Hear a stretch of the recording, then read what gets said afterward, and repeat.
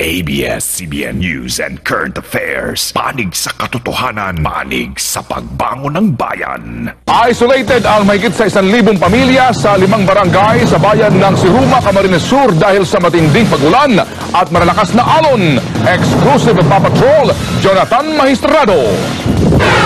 Nitong Disyembre pa, hinahagupit ng matitinding ihip ng hangin at buhos ng ulan na bitbit ng amihan ang coastal town ng Siruma sa Camarines Sur. Isang linggo na ring sarado ang kalsada dahil sa makapal na putik. Kailangan pa ng malalaking truck at 4x4 vehicles para makapasok sa lugar. Sabado, sumama ang news team sa Provincial Disaster Risk Reduction Management Council sa pagpunta roon. Sa kapal ng putik, hapon na naming narating ang bayan. Sa baybayin ng Barangay Homestead, nilamon na rin ng tubig dagat pati ang kalsada.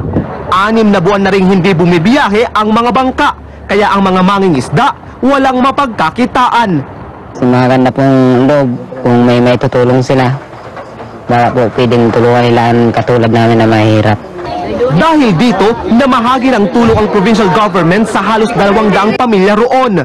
Pero higit pa ring apektado ang island barangay ng Butawanan. Kasalukuyang binabaybay natin ang bahagi ng Pacific Ocean papunta sa Butawanan Island. Sinasabing mahigit 2 buwan nang isolated ang mga residente dyan. Kahit malayo, tanaw ang pinsalang dulot doon ng masamang panahon.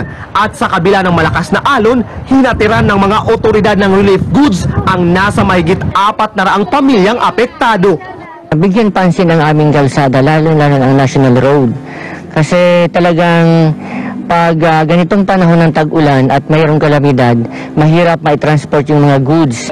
Sa kabuuan, mahigit 1,000 pamilya ang naperwisyo ng masamang panahon sa Siruma. Inirerekomenda ang preemptive evacuation sa kanila, lalo't ilang kaso na ng pagkakasakit ang naitala.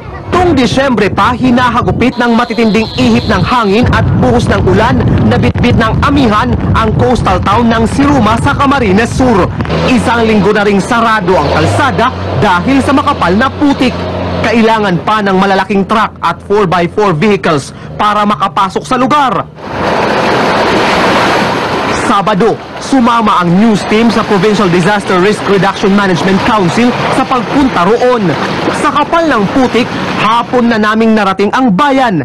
Sa baybayin ng Barangay Homestead, nilamon na rin ng tubig dagat pati ang kalsada. 6 na buwan na rin hindi bumibiyahe ang mga bangka, kaya ang mga mangingisda walang mapagkakitaan. Maganda pong loob kung may tutulong sila. Baka po pwedeng tulungan nila ang katulad namin na mahirap. Dahil dito, namahagi ng tulong ang provincial government sa halos 200 pamilya roon. Pero higit pa ring apektado ang island barangay ng Butawanan. Kasalukuyang binabaybay natin ang bahagi ng Pacific Ocean papunta sa Butawanan Island. Sinasabing mahigit 2 buwan nang isolated ang mga residente dyan. Kahit malayo, tanaw ang pinsalang dulot doon ng masamang panahon. At sa kabila ng malakas na alon, hinatiran ng mga otoridad ng relief goods ang nasa mahigit 400 pamilyang apektado.